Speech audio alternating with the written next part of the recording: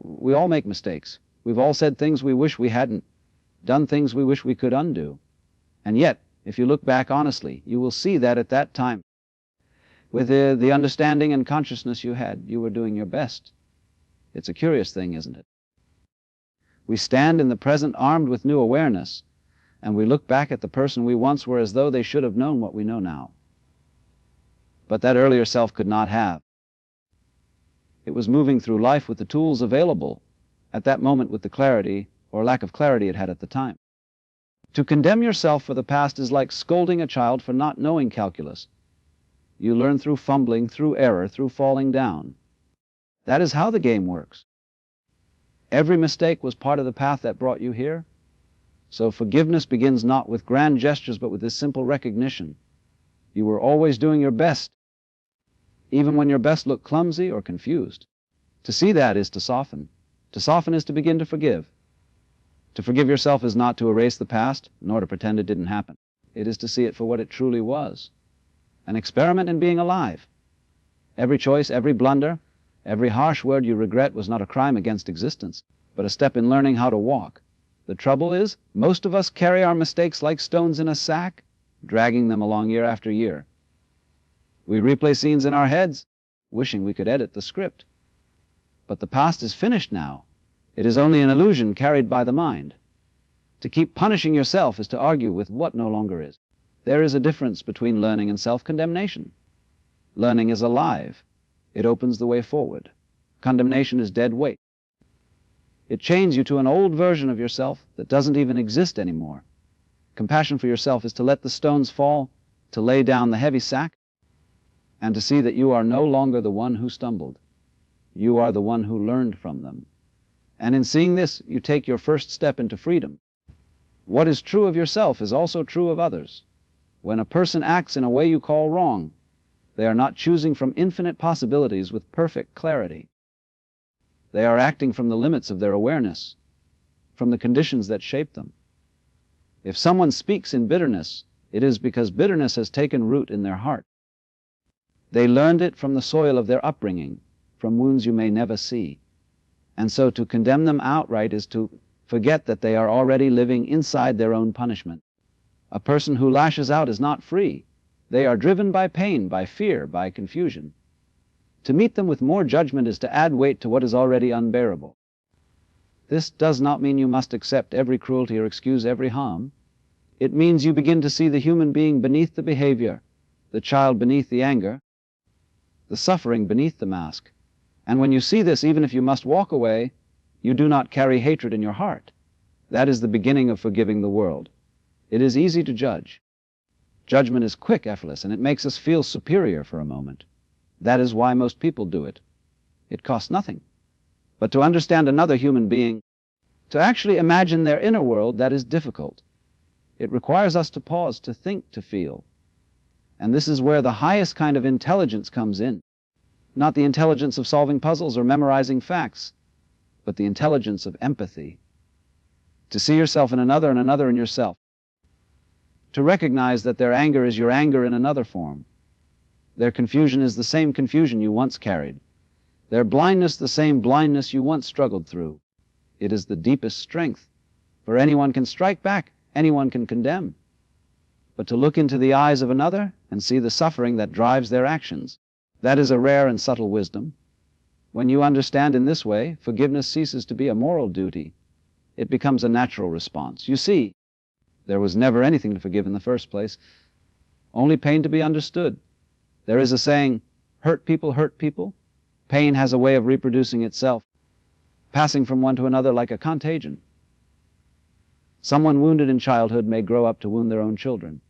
A bitter word spoken to you may be repeated unconsciously to someone else. And so the chain continues generation after generation.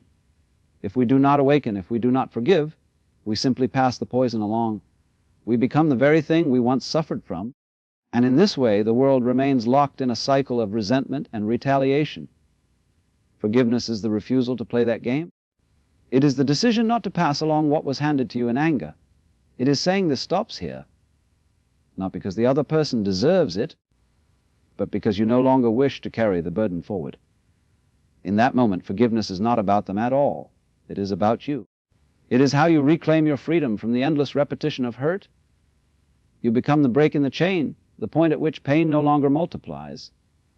Hamusic forgiveness, you see, is not always about embracing someone or inviting them back into your life. Often it happens silently in the privacy of your own heart. You may forgive a person and still choose not to walk beside them again, and that is perfectly so. Forgiveness does not require forgetting, nor does it demand foolishness. What it asks of you is simple, that you no longer carry the fire of resentment, for resentment burns only the one who holds it. You may think you are punishing another by keeping hatred alive, but in truth it is your own mind that smolders, your own spirit that is consumed. So forgiveness is not weakness nor indulgence. It is clarity. It is the ability to see that to hold on is to chain yourself to the very thing you long to be free of. By letting go, you release not only the other but yourself. And strangely enough, once you no longer demand that they change, sometimes people do. But even if they never change, you are no longer bound to their story. That is the quiet power of forgiveness in practice. Most people confuse intelligence with cleverness. To be clever is to calculate, to manipulate symbols, to win arguments. But the highest form of intelligence is not found in the head alone. It is in the heart that can imagine another's life as if it were its own. Empathy is the art of slipping into another's skin, of tasting their experience from within. And this requires a subtle kind of awareness, one that goes beyond logic. For logic alone will always judge right or wrong, guilty or innocent. But empathy asks, what pain gave rise to this action? What blindness shaped this choice? This is not indulgence. It is not excusing cruelty. It is simply seeing reality in its depth. For no one wakes up and decides to be bitter, to be cruel, to be lost. They arrive there through causes, through a web of influences stretching back further than even they can trace. To grasp this is intelligence. It is difficult because it dissolves the easy satisfaction of judgment. But it is liberating because once you see the chain of causes, you can no longer hate the link. You can only understand. At the deepest level, forgiveness is not even a moral act. It is a recognition of unity. When you see clearly, you begin to understand that the one who harms you is not truly separate from you. Their suffering is your suffering in another form. Their blindness, another mask of the same life that looks through your own eyes. To hate them, then, is to hate a part of yourself. It is as if the hand were to scold the finger for fumbling, forgetting that they belong to the same body. The finger's clumsiness is the hand's clumsiness. And in the same way, the bitterness of another is not apart from life. It is life struggling with itself. This is why the great teachers always spoke of forgiveness, not because it is noble, but because it is natural. Once you see that there is no separate other to forgive, there is only life stumbling and learning just as you stumble and learn. In this vision, compassion ceases to be an effort. It flows as naturally as breathing. You forgive not because you are told to, but because you understand there is no one outside the whole to hate. When this becomes clear, forgiveness is no longer something you try to do. It happens of itself. For how can you go on condemning a world that is not separate from you? How can you go on punishing yourself when the one who no longer exists? You see, all along you were stumbling toward awareness, just as everyone else is stumbling now. And the strange thing is, when you stop demanding perfection from yourself or from others, you begin to see the beauty of this clumsy dance. To forgive, then, is simply to let life be what it is, a process of falling and learning, breaking and mending. It doesn't erase the past, it releases its grip. And in that release you discover a freedom lighter than judgment and a peace deeper than resentment. And so forgive yourself. Forgive the world. Not because it is noble, but because it is the only way life can keep flowing.